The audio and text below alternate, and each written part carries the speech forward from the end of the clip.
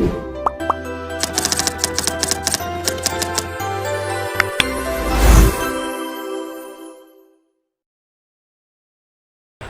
pagi adik-adik, apa kabar? Ya, puji Tuhan, hari ini kita kembali bertemu secara online. Pak sangat senang hari ini boleh bertemu kembali dengan adik-adik yang luar biasa. Untuk itu, jauh sebelum kita memulai pertemuan kita hari ini, sebagai orang yang percaya kepada Tuhan, kita sama-sama minta pertolongan Tuhan dalam doa. Kita berdoa menurut kepercayaan kita masing-masing. Berdoa mulai. Berdoa selesai. Baik adik-adik, senang sekali hari ini Pak boleh kembali bertemu dengan adik-adik untuk kita belajar bersama. Dan hari ini Pak akan menyampaikan satu materi yang luar biasa dengan tema tips belajar efektif dan efisien. Nah adik-adik, kira-kira apa saja tips-tipsnya supaya adik-adik bahkan Pak secara pribadi untuk bisa belajar yang efektif dan efisien?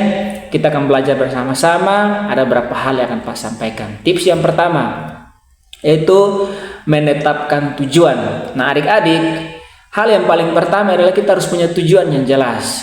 Nah adik-adik, ketika datang sekolah di sekolah ini pasti punya tujuan ke depan tuh untuk apa. Misalkan di sini ada yang bercita-cita mau jadi polisi, ada yang mau jadi pak guru, menjadi ibu guru, menjadi dosen dan lain sebagainya.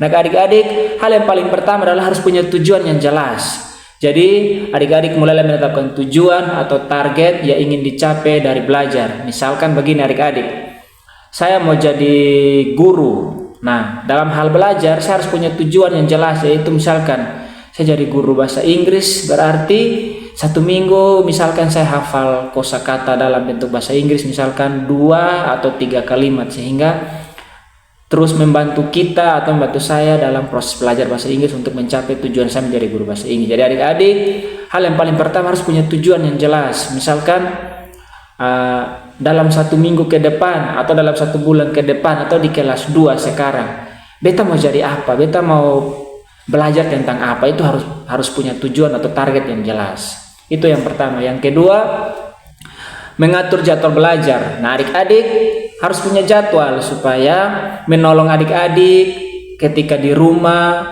memanfaatkan waktu luang, ketika tidak ada kerja ataupun dalam waktu-waktu yang ada di rumah itu adik-adik punya jadwal yang jelas. Misalkan pulang sekolah jam 12 siang, makan siang habis, istirahat, bangun, baca buku, bantu orang tua, malam lagi seperti itu. Jadi harus punya jadwal yang jelas. Seperti itu. Contohnya begini, pagi bangun jam 5, itu baca buku 1-2 halaman, belajar, itu baru mandi dan siap ke sekolah. Jadi punya jadwal belajar supaya terus menolong kita untuk punya pengetahuan yang banyak seperti itu. Yang berikut adik-adik, yang ketiga, buatlah suasana belajar yang nyaman. Nah adik-adik, waktu dan situasi yang baik dalam belajar akan membantu fokus untuk belajar dalam bahkan berkonsentrasi. Misalkan begini adik-adik tuh nyaman untuk belajar di ruangan yang tenang, tidak ribut. Nah jangan putar lagu atau jangan belajar di ruang tamu pas orang tua lagi nonton, pasti akan ribut, adik-adik tidak nyaman. Jadi buatlah suasana belajar yang nyaman. Misalkan lebih sukanya belajar di tempat yang tertutup, yang tenang, maka masuk di kamar, tutup pintu, baru baca-baca buku seperti itu. Jadi suasana yang paling nyaman yang adik-adik untuk belajar itu seperti apa? Jadikan itu suasana sebagai kesempatan untuk belajar seperti itu. Itu yang ketiga.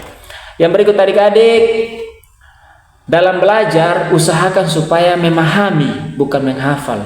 Kalau adik-adik hanya hafal nanti lama lupa. Ketika pulang kembali di rumah sudah lupa, atau hafal pas tidur bangun sudah lupa. Jadi materi atau pelajaran apa yang adik-adik belajar tuh usahakan supaya dimengerti, dipahami dengan baik-baik, supaya jangan hanya sekedar dihafal, nanti cepat hilang seperti itu. Nah yang berikut, jangan malu untuk bertanya adik-adik. Ketika adik-adik punya guru di sekolah, punya teman di kelas, punya orang tua, keluarga, ketika ada hal-hal yang adik-adik tidak mengerti, jangan malu untuk bertanya. Misalkan tanya ke teman, beta ini bisa mengerti ini kali ini berapa, ini maksudnya apa. Jangan malu untuk bertanya. Semakin belajar dari teman, ketika bertanya di teman, orang tua, guru, akan menambah adik-adik untuk lebih memahami banyak hal. Itu yang kelima. Yang keenam, jadikan belajar itu sebagai kebutuhan. Jadi artinya seperti adik-adik, punya prioritas yang jelas, punya tujuan yang jelas, dan juga belajar itu sesuatu yang penting bagi adik-adik. Kalau hanya sekedar, oh karena beta sekolah, karena adik-adik sekolah, jadi Pak Guru bilang pulang belajar ya sekedar ambil buku baca-baca, nanti tidak akan efektif. Jadi jadikan belajar itu sebagai satu kebutuhan, artinya rindu, semangat, karena butuh untuk belajar seperti itu. Oke adik-adik, jadi itu 6 hal yang Pak sampaikan untuk adik-adik untuk bisa menolong adik-adik untuk belajar yang efektif dan efisien. Untuk itu Pak ulangi 6 poin yang Pak sampaikan tadi. Yang pertama, harus punya tujuan yang jelas, harus punya target. Yang kedua, punya jadwal belajar yang baik. Yang ketiga, punya suasana belajar yang nyaman. Yang keempat, memahami atau mengerti dan bukan menghafal. Yang kelima, jangan malu untuk bertanya. Dan yang terakhir, jadikan belajar itu sebagai suatu kebutuhan. Dan juga tidak boleh pantang menyerah. Adik-adik jangan putus asa, harus terus mencoba untuk menjadi lebih baik. Kalau misalkan adik-adik belajar dan belum mengerti, jangan putus asa. Coba lagi untuk baca, tanya di teman, semakin berusaha pasti suatu saat adik-adik akan mengerti dengan baik. Nah adik-adik, sebagai tugas untuk adik-adik, silakan pulang dan tulis secara pribadi suasana belajar apa yang adik-adik paling senang, seperti itu. Misalkan secara pribadi, Pak ini suka belajar kalau ada musik, jadi putar musik sambil baca-baca buku, itu Pak sangat senang. Nah adik-adik silakan tulis suasana yang paling nyaman untuk adik-adik belajar itu seperti apa. Itu yang pertama. Yang kedua, kalau belum punya jadwal belajar, adik-adik silakan buat jadwal. Misalkan saya punya kerinduan, saya bangun pagi jam 5, saya baca buku, baru mandi, siap ke sekolah. Silakan buat jadwal belajar yang baik. Itu 2 hal yang Pak kasih tugas untuk adik-adik. Silakan tuliskan suasana belajar yang adik-adik paling suka itu seperti apa. Yang kedua, buatlah jadwal belajar untuk menolong adik-adik untuk belajar.